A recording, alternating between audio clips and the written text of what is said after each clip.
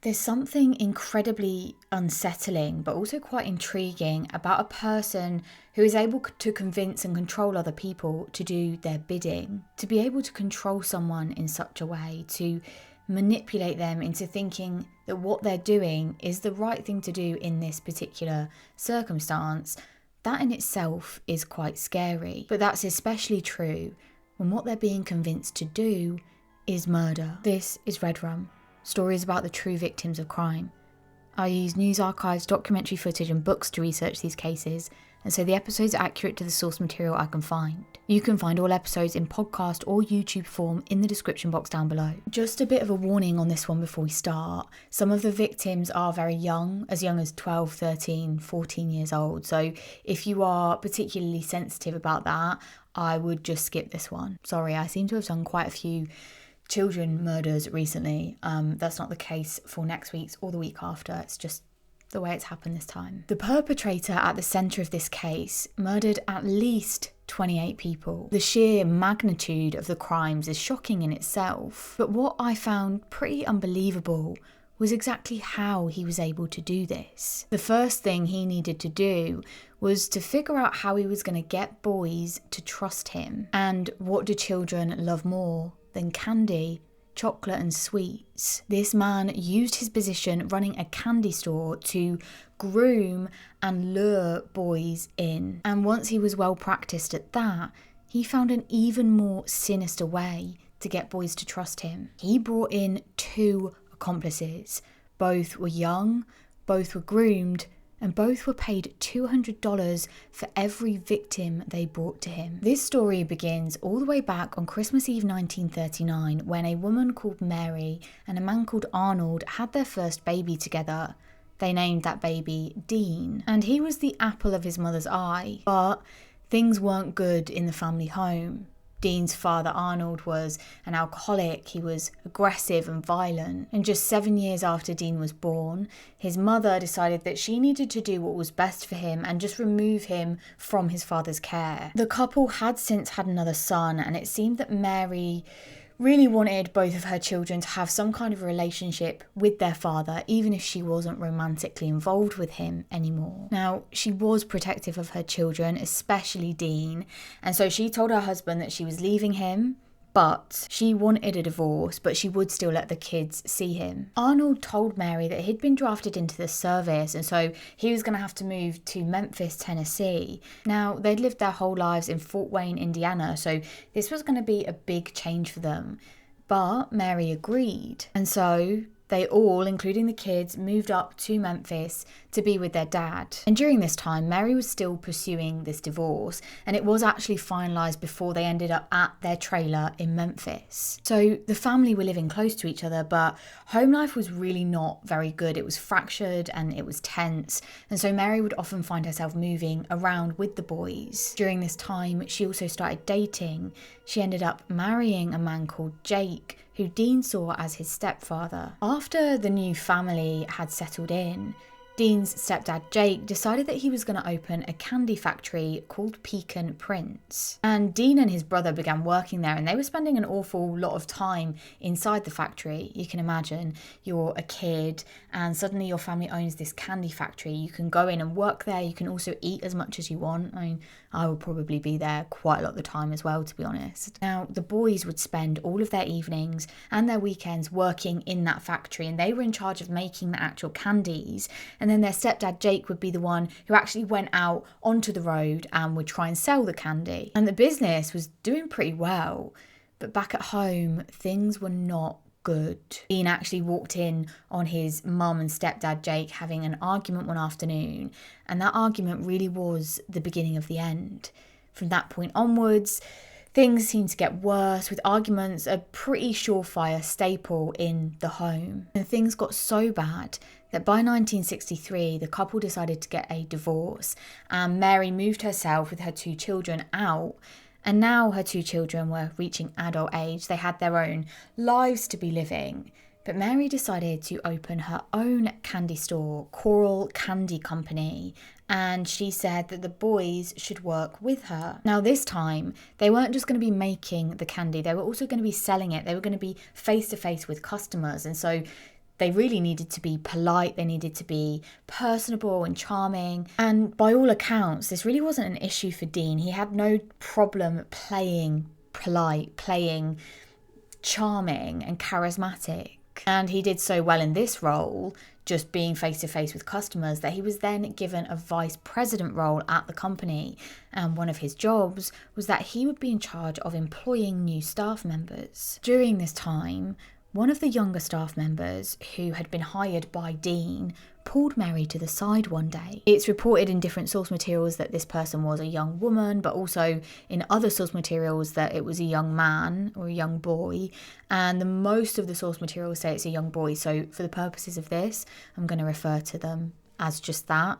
But if you do go on to research it, you might find conflicting accounts there. So this young employee told Mary that Dean had made a move on him and it made him feel incredibly uncomfortable. But Mary didn't believe him, or if she did, she chose to ignore it. Instead of confronting Dean about it, about the accusation, instead she decided to just fire the boy. And this is back in the 1960s. The boy likely had no choice but to kind of accept that and leave. There was no point in pursuing it. Mary didn't believe him. For all he knew, no one else was going to believe him either. And so Dean continued, and he worked that position for the next few years until eventually he was drafted into the army. He was sent to Louisiana. He left his candy life behind, and he was sent and did a course of training for just under a year. He didn't last long, however, and by mid-1965, he was back at home and he'd been given permission to leave. He said that his mother needed him at home. She needed him to help work, to help run this candy factory, this candy store. And so he was let go. What wasn't public knowledge then but is known now is that during his time in the army, Dean experimented and explored his sexuality. Although he dated a couple of women and teenage girls in his teenage years, he'd never really had anything serious. Certainly, he'd never thought about settling down. Instead, he waited until he started in the army, and whilst he was there, he came across a few other guys who were gay, and that was when he started exploring his sexuality. And that was that really. From that point on, it seems that he knew he was gay. It seems he knew he didn't want to settle down with any women. He wanted to pursue his true identity. After his discharge from the army, Dean returned home feeling as though he knew himself a lot better now. Although people who knew Dean before he'd gone into the army and also saw him when he returned home said that something had changed. He wasn't the same person who had left. He seemed much more serious. He seemed down most of the time. The only thing that remained the same was the fact that he was pretty much completely unable to take any kind of rejection or criticism. And so he began working back at the candy store, and he was still in charge of hiring new employees. And he would make sure that he would dismiss the idea of hiring any girls or women or even older men who wanted to work there. He was only interested in hiring younger boys. It was whilst he was back working there that the store relocated to a different area, and this time it was strategically placed right outside of an elementary school. This meant that Dean would see young children coming in daily asking for different sweets, different chocolate bars, and unfortunately, Dean then began planning how he would keep up appearances, on how he could attract even more youngsters into the candy store. One strategy was that he'd offer out free candy to the boys. He even ended up buying a pool table that he placed in pride of place in the staff room at the back, and he made sure that everyone knew all of the staff, all of the employees were welcome there, and they were welcome to bring their friends as well. It wasn't long before the place was teeming with teenage boys, and it became kind of like a local hangout rather than just a staff room. The candy store was Dean's whole world. He put everything into it. But when I say it, I don't mean the candy store. I just mean he was fine at the work side of things, but he really had all of his focus on the social aspect, this completely inappropriate social aspect. Remember that at this point, he's about 30 years old. I think he's 29 at this point, and all of the people that he's hanging around with are under the age of 18. But either way, the whole reason for him for getting up in the morning is this candy store. And then In 1969, things started to go downhill in terms of the candy store. It just wasn't making enough money to sustain itself, let alone make a profit. It was only a matter of time before the company went bust and it had to close. Dean, therefore, had to find work elsewhere, but he didn't let the time that he'd been grooming the boys go to waste. He stayed in close contact with a number of them, and one of those boys who he stayed in contact with was 12-year-old David Brooks. Dean had regularly given free candy to David, and David had welcomed it very, very gratefully. He had a really tough home life. His dad was a real fan of tough love and was extremely rough with the child. He would often make fun of his own son, and he wasn't afraid to give him a kick or a firm shove if he felt he needed it. And so Dean and David started hanging out more and more, and Dean would shower David with gifts and money whenever he needed it. And this money aspect, it really seems to have started out as a kind of gift situation, but it wasn't long before it turned into payment. Dean started paying the young boy for sexual acts. This continued for a while, with Dean continuing this abuse whilst also seeking out other young boys to assault. It was less than a year after the first sexual assault incident with David that Dean actually found his next victim. He was driving through an area of Euston when he saw, in the distance, a youngish seeming boy, and this boy had his hand out and he was hitchhiking. The boy's name was Jeffrey Conan and he was 18. He was trying to get back to his parents' house, and Dean said that sure, he could help. He opened the passenger side door and invited Jeffrey to hop inside. He did just that, and the pair then headed off down the road together. What we don't know is exactly what happened next. Somehow, Dean managed to get Jeffrey back to his apartment, and when they were inside, he gagged him, he tied his hands together so that he couldn't escape, and then he tortured and raped the 18-year-old. He also beat him before stuffing a rag into his mouth and then strangling him. And this is the first officially documented murder that Dean committed. Although, to be honest, the way in which he murdered and disposed of Jeffrey's body, that in itself made the police think that this perhaps wasn't Dean's first victim. Now, after he was sure that Jeffrey was dead, Dean covered his body in lime, and then he wrapped it in plastic sheeting and then transported the body to High Island Beach. Now, while he was there, he found this huge boulder and he sort of forced Jeffrey's body underneath it, covered it up, and then left. It was highly unlikely, he thought, that Jeffrey would ever be found. Dean didn't have any downtime after this, though. Instead, he lured 2 boys into his apartment and then he began assaulting them. And it was at this point that David Brooks, the 12-year-old boy, walked into this gruesome scene. He saw these 2 boys tied up being abused, and so he ran out of the apartment. But it wasn't long before Dean managed to persuade him to come back and to keep his mouth shut. No doubt Dean was a threatening presence to the young David Brooks. But on top of this, he did say that if he kept his mouth shut, he would buy him things. He would buy his silence. And after that, Dean bought him a sports car. I'm not sure at what age this happened, whether it was an immediate thing that he bought him the sports car or this came later. But as this all happened at the beginning, when David was 12 years old, I imagine it was after a few years of giving him money and buying him smaller gifts. But whenever it was, this is really when a line was crossed. David had been groomed by Dean. There's no doubt about that.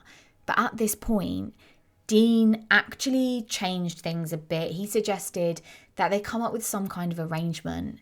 He said that if David could bring him teenage boys, then he would pay $200 for every single one. And he wasn't fuzzy in what he was going to do to these boys. He told David the truth. He said he was going to kill them. And David agreed. The first time David brought Dean a boy was in November or December of 1970.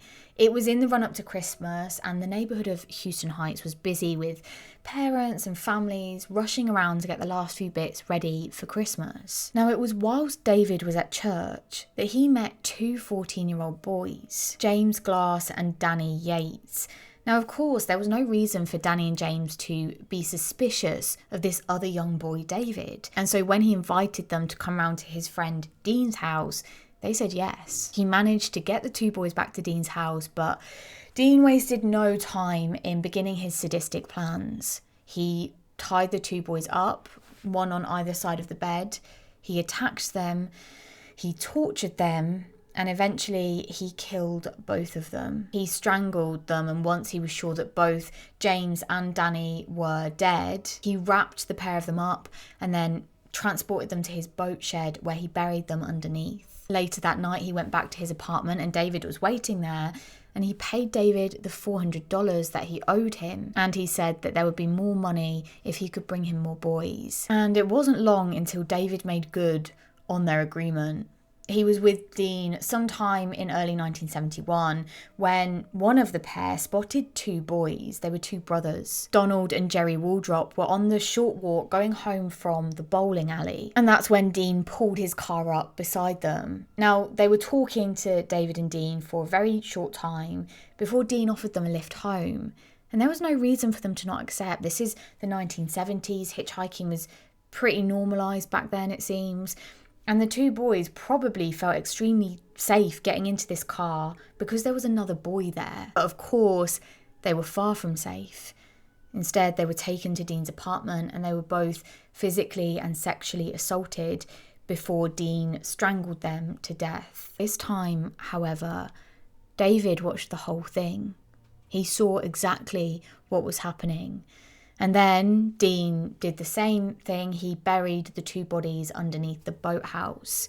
It was in all four of these murders, or disappearances as they were labelled at the time, that police surmised these boys were just runaways and therefore no investigation needed to be launched. Unfortunately, this is a theme that comes up again and again, and I'll talk about it as it happens. It was just a few months later, in the summer of that year, that Dean and David got back to it again. And over the following few weeks and months, Dean abducted, tortured, and murdered 4 more boys. A 13-year-old called David Hillygeist, a 15-year-old called Randall Harvey, a 16-year-old called Gregory Malley Winkle, and a 17-year-old Reuben Watson Hanley. The areas that David and Dean abducted these boys from, it's not that vast an area. Some of these kids knew each other, or at least knew of each other. And in fact, David was mates with someone who had been asking about David Hillygeist. David Hillygeist is the 13-year-old boy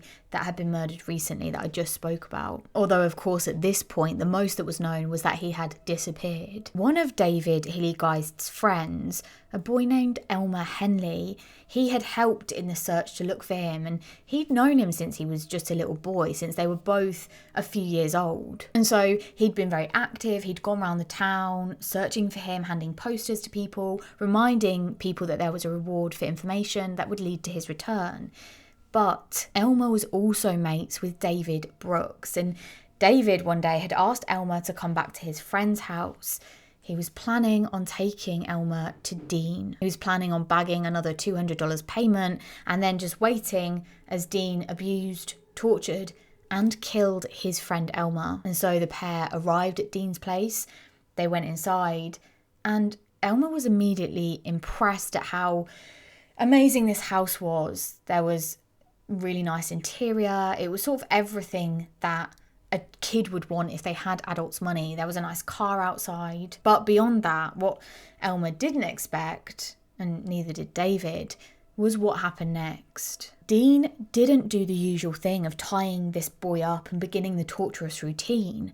Instead, he told Elmer he had a question for him. He asked if he'd like to be paid $200 on the agreement that he would bring teenage boys back to Dean's house. Elmer asked what he wanted the teenage boys for, and that's when Dean replied, saying that he was involved in a slavery ring and he needed to send these teenage boys to his boss in Dallas. Of course, we know this is a complete lie, really odd lie to tell.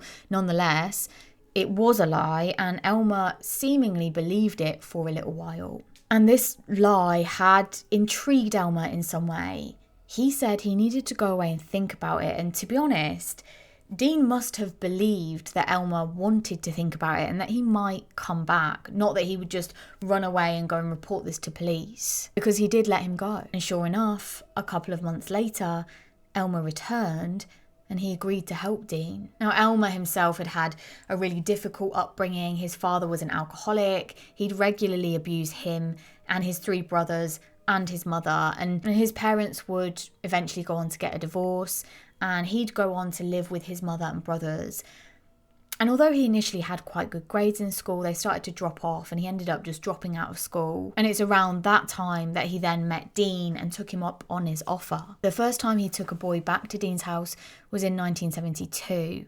Although to this day, we don't really know many details about who this was, about how the events unfolded, about exactly what happened to him. We just know that he was lured by Elmer and then Dean abused and killed him. After that, Dean and Elmer went to the place where Elmer was working and they met up with a friend of his called Frank, and he was 18 years old. Dean offered Frank some beers if he wanted to come back to his place after his work shift had ended, and Frank agreed. He accepted a lift in Dean's car back to Dean's apartment and they went inside. In Frank's mind, everything probably seemed quite normal to him at that point. He certainly hadn't felt enough of a reason to want to leave prematurely. And once they were inside, Dean handed Frank a beer and then he just kind of waited. He offered him a joint, and after that, he somehow managed to persuade Frank to actually handcuff himself. And it wasn't long after that Dean then managed to overpower Frank and he dragged him into the bedroom. Another bout of horrendous abuse happened before Dean ended up strangling Frank. And then, much like we've heard before, he buried the body underneath the boathouse. Daniela Airlie wrote a book that I used to research this case. And by the way, she's a brilliant writer in terms of the research that she does. I use her cases as a lot of starting points for what I then go on to research. They're sort of short, sharp bursts of cases. In this book, this is the point in which she said she really struggles to understand it. Grooming, we understand there's complexity in that. Trauma and vulnerability, there's complexity in that as well. But what happened next, the only way to describe it is that it is active participation of both Elmer and David. That's something that kind of takes you away from trying to understand the fear these boys must have felt, and go towards just not being able to understand their motivation or their reasoning. It's something that you can never come back from. Why they made these decisions that they're going to make, the real genuine reason of why, is something that is just difficult, if not impossible, to understand. After that came 3 more victims: Homer Garcia, John Sellers and Raymond Blackburn. And do you remember the boy who had been shot in front of his friend, who Elmer had actually shot? In a cruel twist, Michael, his brother, would actually become another victim of this horrible murder spree. In fact, he was killed just a couple of months later. Another 2 boys, Charles Cobble and Marty Jones, were killed during the following months. And then, in the height of summer, David saw a 13-year-old boy, James, riding his bike down the street, and David called him over and he offered him some pizza. The pair were chatting and they chatted for about an hour before David invited him back to Dean's place, and we know the rest from there. Just a few days after that, Elmer offered up another victim, a boy called Timothy, and this is where things went a bit wrong for Dean. Now, at first, this had started as normal. The 3 of them sat and drank together, and Timothy was actually 20 years old, so it's likely that Dean saw him as a bit more of an adult, a bit more of a potential threat, someone who could overpower him if pushed. To be honest, he's probably sizing this guy up. And so anyway, the 3 of them are having drinks before Timothy and Elmer decide to leave the apartment to go and get some sandwiches. Just before they leave, Elmer reassured Dean that they would be back. The pair head to Elmer's house, but as they were approaching, they came across one of the neighbours, Rhonda Williams, and she was outside and she was in quite a state. Her father had got home, he'd been drinking, he was pretty abusive, and he'd started beating on her and she needed some help. And so that's when Elmer suggested that she could come back with them. She could come back to Dean's house. And so She said yes. But when they arrived, Dean was not happy. The fact that Elmer had brought this female back to the house absolutely infuriated him. This argument ensued and it got more and more heated. I say argument, but it seems really that it's just one-sided. It's just Dean shouting at Elmer and Elmer trying and failing to kind of placate him. Now, it did take some time, but eventually, Dean seemed to settle down. He seemed to calm himself. He apologised for his behaviour, said he'd been overreacting, and then offered the three of them a beer.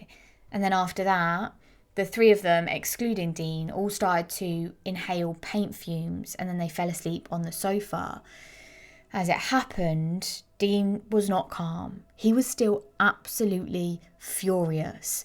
And he was determined he was going to make them pay. And so, once they were all asleep, he stripped Timothy's clothes off of him, and then he tied them all up and put tape over their mouths. When they finally woke up, Dean told Elmer how angry he was, and the whole time he was talking, he had a gun gripped in his hand. He then turned to Rhonda and he began kicking her over and over again, and Elmer screamed at him, saying that if he was let go, if he was untied, then he would help to kill these two people. It seems to have taken some time, but eventually Dean did agree and he untied Elmer. Elmer then helped him to drag both Timothy and Rhonda to the bedroom.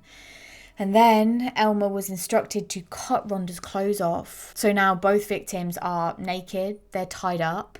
And that's when Dean puts the gun on the table and then he starts beating up Tommy. And while he's doing this, he orders Elmer to sexually assault Rhonda. But as this was all happening, Elmer had clocked that the gun was on the table. And so he quickly snatched it off of the table and out of Dean's reach. But seeing that Elmer had the gun, Dean wasn't worried. He did not take this seriously at all.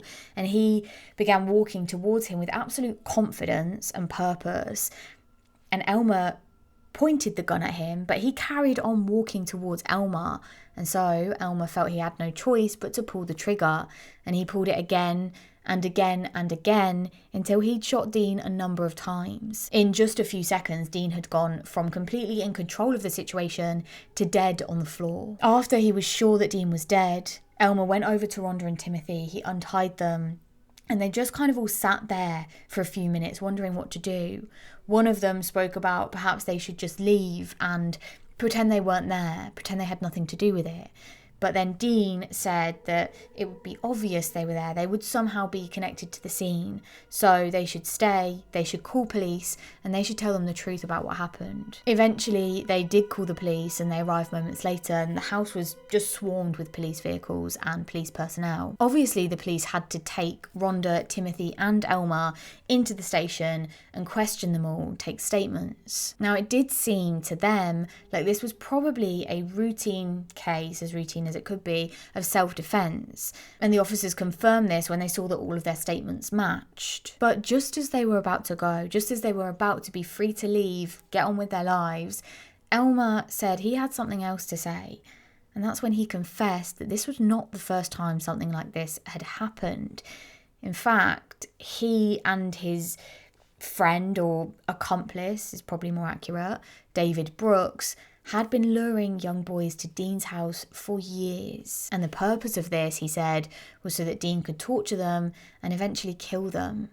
Now, it seems police were initially a bit hesitant to take this story seriously. They felt it was very bizarre, very far-fetched, and of course Dean was dead, so there was no way they were going to be able to question him and get his side of the story and what had happened. But that all changed when Elmer said he could prove it. He could show police exactly where all of the bodies were buried, and that's when he led them to the boathouse. Elmer had obviously told police about David Brooks' involvement, so he was brought in for questioning.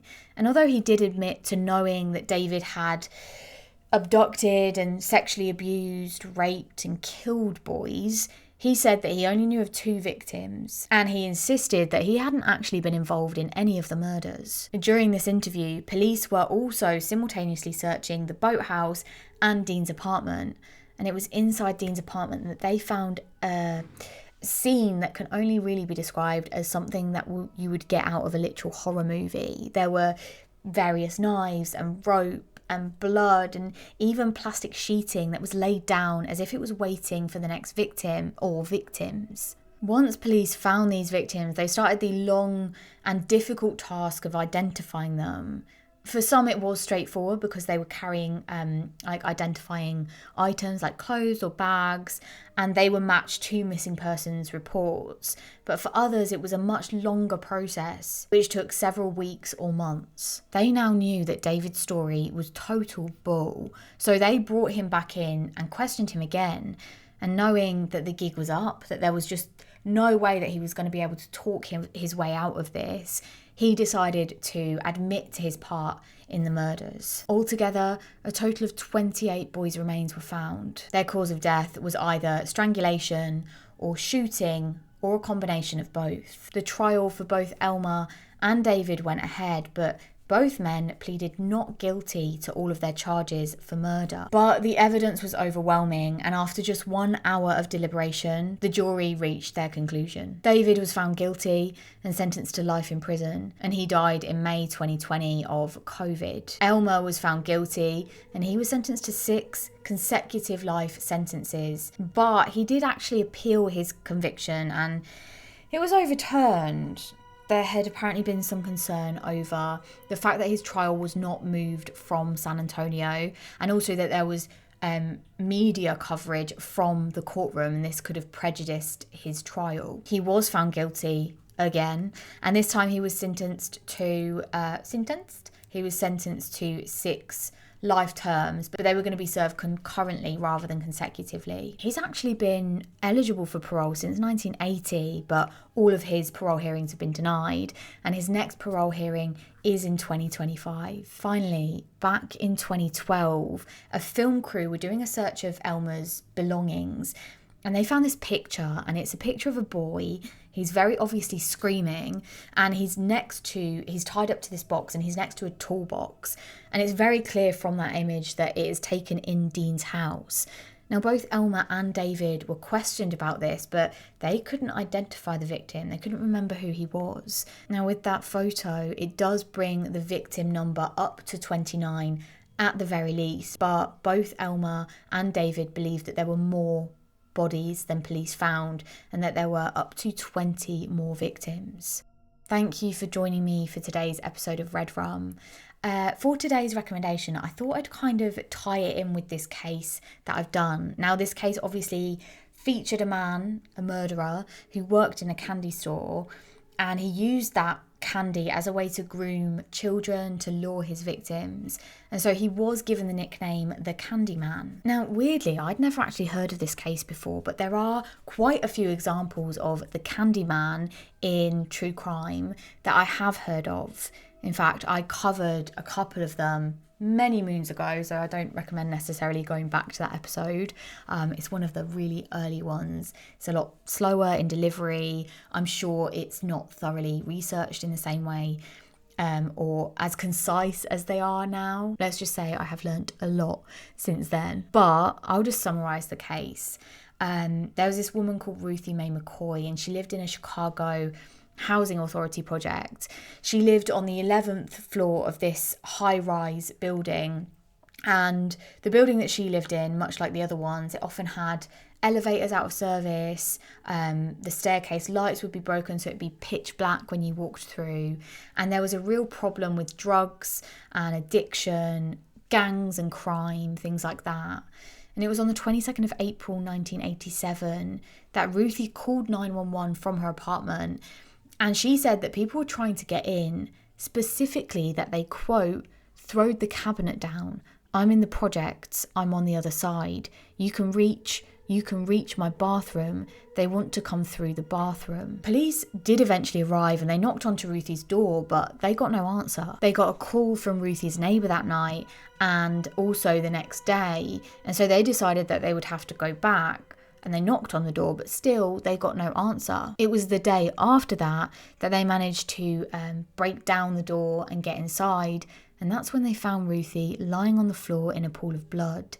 She had been shot 4 times. Detectives discovered that the killer or killers had entered Ruthie's apartment through her bathroom medicine cabinet. They'd removed the cabinet in the adjacent bathroom, and then they'd broken through Ruthie's cabinet and climbed into her apartment through the wall. The design of the buildings meant that it was actually possible to go from one apartment to the other by climbing through the pipe chase that was between the two medicine cabinets. The cabinets themselves are only secured by 6 nails, so they're really easy to just sort of rip down. Ruthie suffered from a number of mental illnesses and she was particularly vulnerable. All she was trying to do was survive. She knew the projects weren't safe and she wanted to get out.